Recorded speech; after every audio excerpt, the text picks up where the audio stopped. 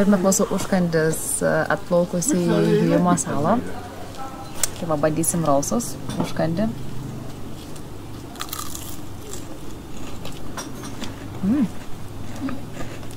Gerai mane. Kanu. Va, užkasim, nes prieš akį laukia toks nemažas tikslas. Reikės sportuoti, žinokit.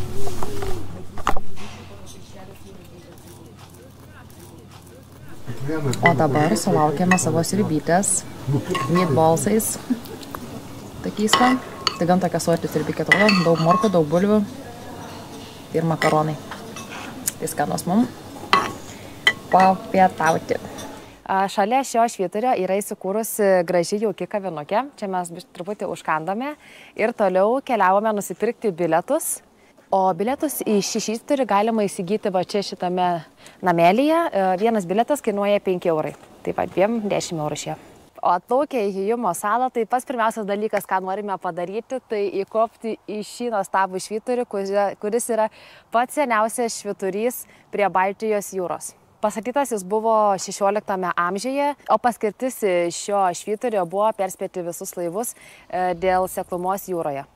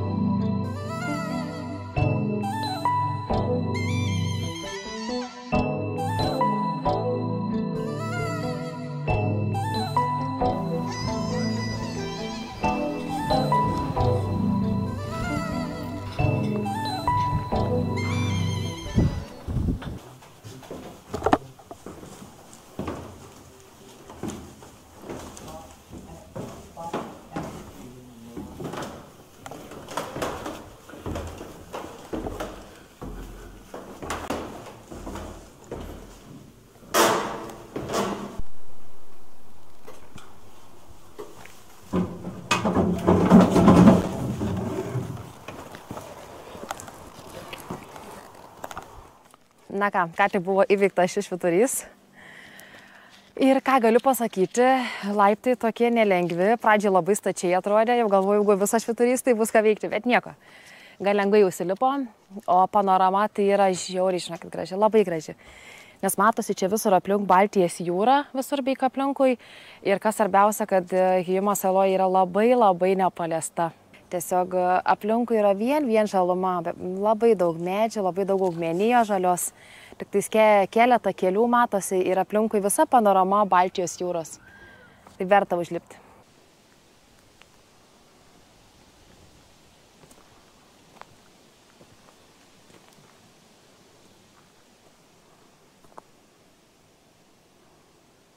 O dabar mes atvyko pamatyti sekančio švyturio. Tai yra Risna švyturys. Jis yra pastatytas XIX amžiuje, o paskirti šio švyturio buvo perspėti laivus, kada ledas užblokuos jūros kelią.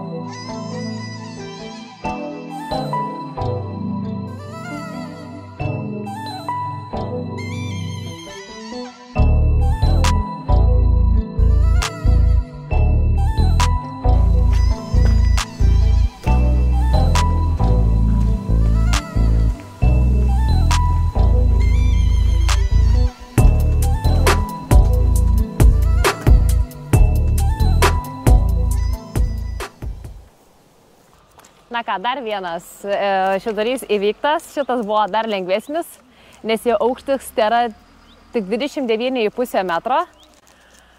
Panorama vėl labai graži, tiesiog aplinkui visur miškai, tik šis švyturys yra žymiai arčiau jau Baltijos jūros. Tai matosi krantai labai aiškiai ir tokias pylimas išpiltas. Būtinai prasakit.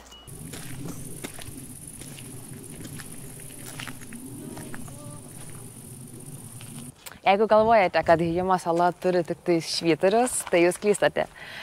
Vienas Hijimos gyventojas sukūrė tikrą atrakcionų parką. Einuosim, parodysim.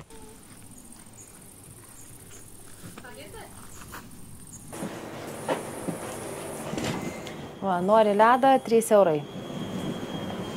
Nori šitokį ledą, kainuoja 2 eurai.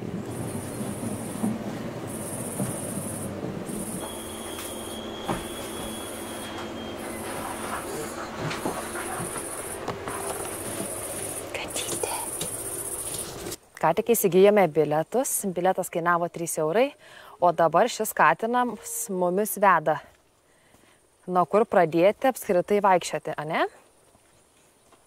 Tuoj parodys kelią mum.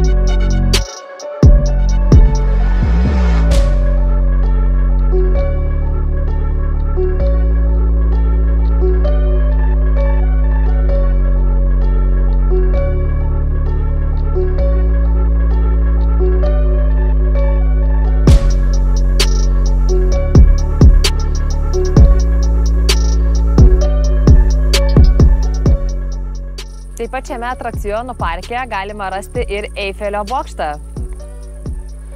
Medinį Eifelio bokštą, kurį pastatė žmogus 2007 metais. Deja, į jį lipti negalima, yra duris uždarytos. Bet va toks įdomus bokštas, kurį žmogus tikrai netingėjo pats pastatyti.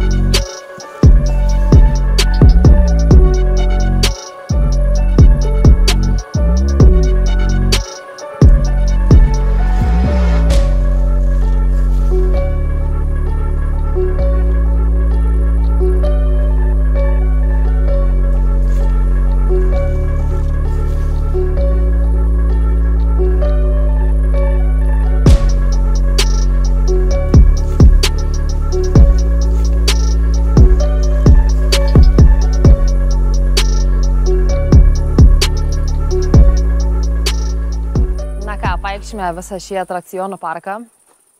Šiek tiek taip lengvai nustebino. Toks geras chaosėlis, tokia gera betvarkė.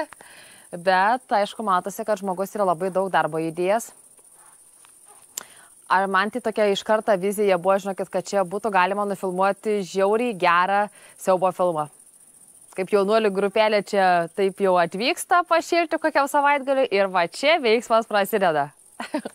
Tai va, čia tokia idėja, gal kam nors pagelbės. Na ką, ir tada lėksim toliau. Užsukit, pračekint.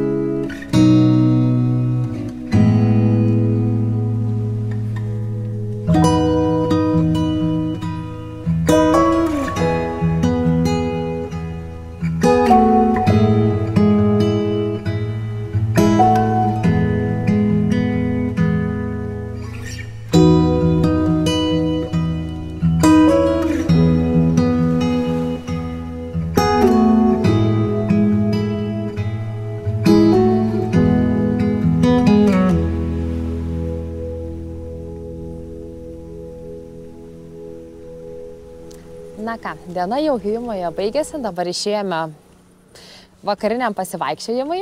Mergaitė mūsų miega, tai grožimės gamta. Aplankėme kelis, kaip matėte, švyturius ir pramogų parką. Esame dabar kaip tik apsistoję Helterma miestelyje, netoli uosto, nes jau rytoj paliekame šią salą ir keliamės į žemyninę Estiją.